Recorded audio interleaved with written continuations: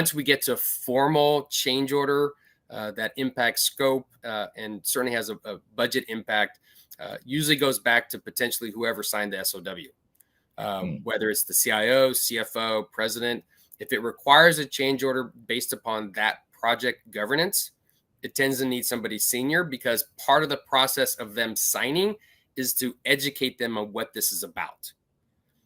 If it gets signed at a lower level, it tends to get ignored by the senior leadership because it never rises to their understanding. And then when they get a change order for $1 million, they want to know, how did we get here? And they were ignorant to the fact of how we got there. So at some point, from a governance structure, having them be part of a steering committee escalation path that is also includes change orders will help educate the leadership, because you never want them to be out of the loop of where the project is running. And many times they are. They have no idea because they've trusted everyone to do their job. But the people that are doing their job don't know their authority and will make decisions without getting the leadership approval. Yeah.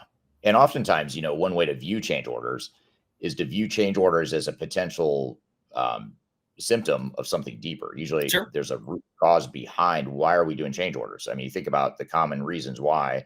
It's not as simple as saying, well, it's because we had to change the way the software was, or there's an assumption that changed. Those are real things. But usually if you dig even deeper, you find that one of two things is going on, or both. One is unrealistic expectations. We never had realistic expectations or realistic cost or realistic level of effort. So therefore, we need a change order now to realign expectations with reality. And the other potential root cause oftentimes of change orders is that the organization itself is resisting change. And to your point, if you allow lower level people in the organization to do change orders, a lot of times they're going to say, well, I don't like the way the software works because it doesn't look like my old system. So I want to change this software to look like my old system. Let's do a change order. And so you have to really, I totally agree with your point about project governance and executive visibility into change orders, because oftentimes if they are involved, first of all, a lot of times change orders won't happen as much just because people know that the executive are approved. So that's going to remove a certain number of them just because people don't want to, they know they're going to be told no, or they just don't want to raise it to that level. But in other cases, when there is a change order that survives that fear, the executives can look at that and say, well, what's going on here? To your point, why are we doing this? Why, do we have a realistic plan? Are we just resisting change? Is there a better way to do this other than doing a change order?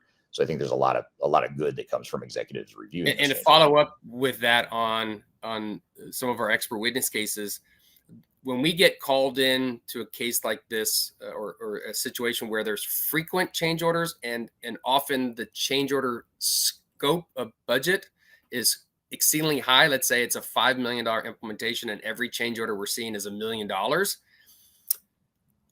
That should raise all kinds of concerns in a live project. But when we look back, when the client signs those excessive change orders, it pretty much in many cases gives the approval that the project is okay and that the change orders are okay.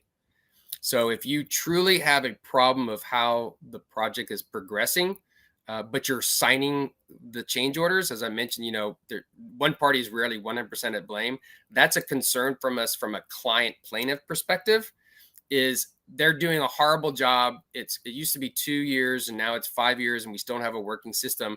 If we come in as an expert witness and see that you signed a $1 million change order every year, that means you're giving credence that change order is valid and that the project needs to change according to that change order. So be careful as a client signing change orders, because you are giving approvals that you're progressing the way it should be progressing. And that rarely is the case if you have too many change orders.